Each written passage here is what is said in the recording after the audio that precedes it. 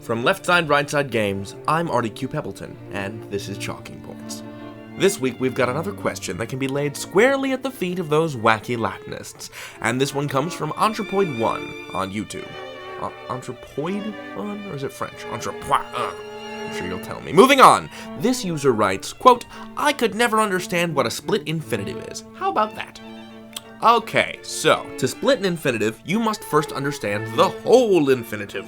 The infinitive form of a verb in English is the citation form, the version of the word you'd look up in a dictionary, to howl, to plummet, to undulate, whatever. When you put an infinitive in a sentence, it doesn't change its form. You don't have to conjugate it. It is internal and unchanging. I need to see what's in that box. He needs to see what's in that box. We needed to see what was in that box. See how it doesn't change?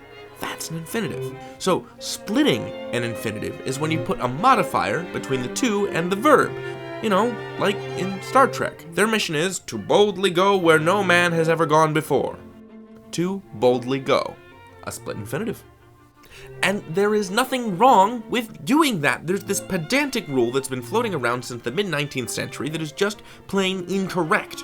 Go ahead, consult your Fowler's Modern Usage or your Chicago Manual of Style, and you tell me what it says about split infinitives. No, do not, because I have them. They say you can do it. Besides, to go boldly doesn't sound, well, as bold, frankly.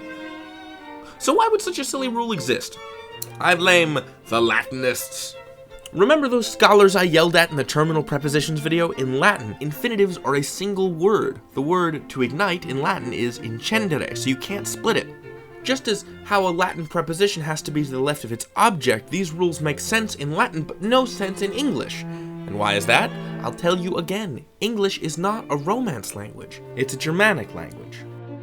Spanish, French, Italian, and dozens of others are Latin-descended Romance languages. They have infinitives that are one word. It is impossible to split them. The takeaway is this. To best apply your English smarts, break your infinitives into parts, let modifiers right on through, and boldly place them after to. See what I did there?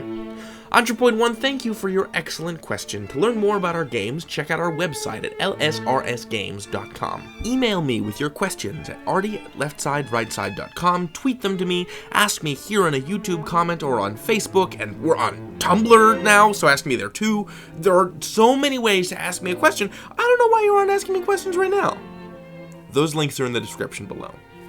Until next time, laugh, learn, light up your language. I'm Artie Q. Peppleton, and I'll see you around. Oh, speaking of to boldly go, click here. I would like to nominate my favorite Star Trek Kesha mashup in the history of Star Trek Kesha mashups.